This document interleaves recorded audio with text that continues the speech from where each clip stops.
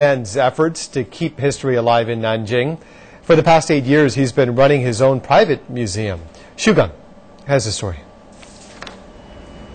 Nanjing, a city trampled by invading Japanese troops 77 years ago. A city that can never be forgotten.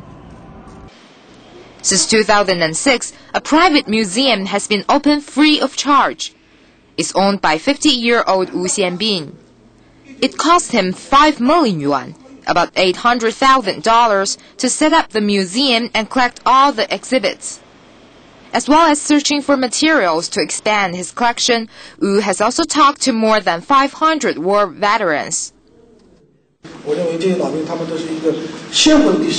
These veterans are living history, rather than cold words on our textbooks. If this isn't done now, it may be too late in a few years' time, because, these veterans are all over 90 years old. Each time I do it, there are fewer of them.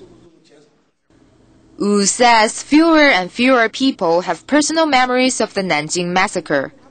He set up this museum to remind people of the history and to help them learn more about the tragedy and the war itself.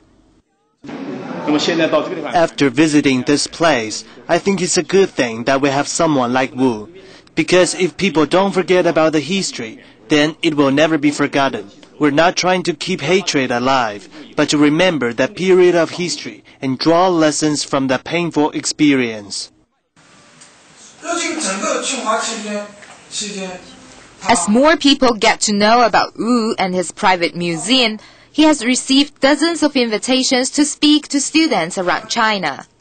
And he has even taken his collection to Japan. 28 historical photographs from the museum were sent to Nagoya in August and were exhibited for 4 days. Asked why, Wu says he wants Japanese people to know this history too.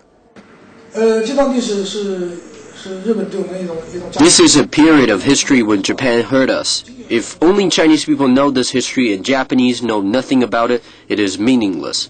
Few Japanese youth pay attention to this history, nor do they care about the harm Japan did to other countries.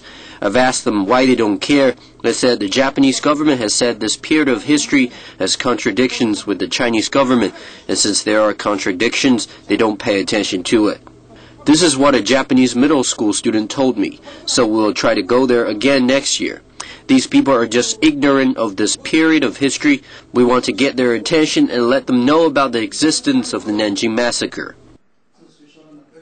Wu says his proudest achievement was paying to build a monument to the Chinese anti-Japanese expeditionary force in Myanmar. He says he's a businessman. For now, he's able to run the museum. But if he can't carry on in the future, he will donate his collections to a university.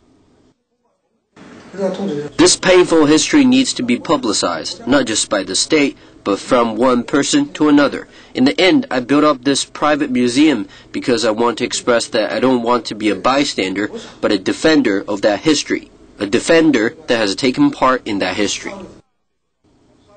Xu Geng, CCTV.